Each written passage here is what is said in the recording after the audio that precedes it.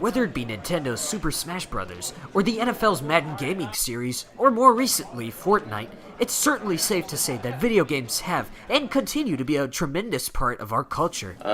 It started probably about 3 years ago. At first we were just a League of Legends club, and then through the expansion of different games and different organizations getting involved, we kind of expanded our pool of competitive games.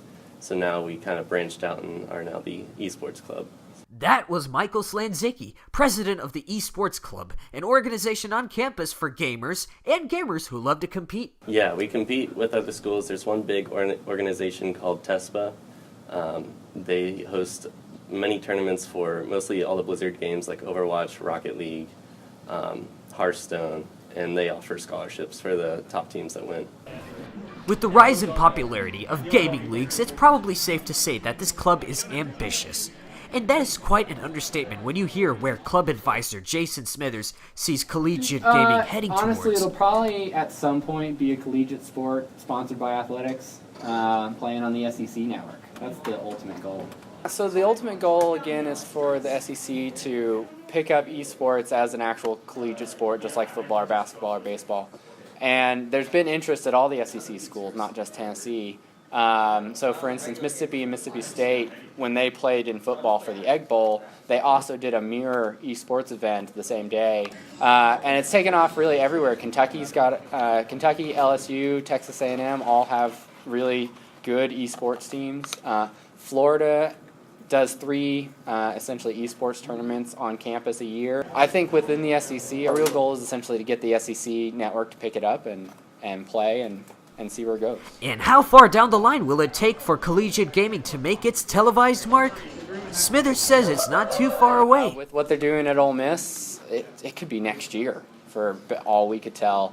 I think realistically, with things like the Overwatch League moving to ESPN and ABC, I think Overwatch is probably going to be the next big collegiate sport. But I really do think within the next decade, you're going to see collegiate esports on all college campuses and on ESPN.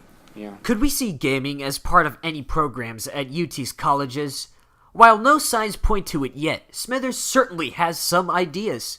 A lot of people kind of laugh at, right? Competitive video games. But, I mean, there are guys making, 6 figures off this stuff.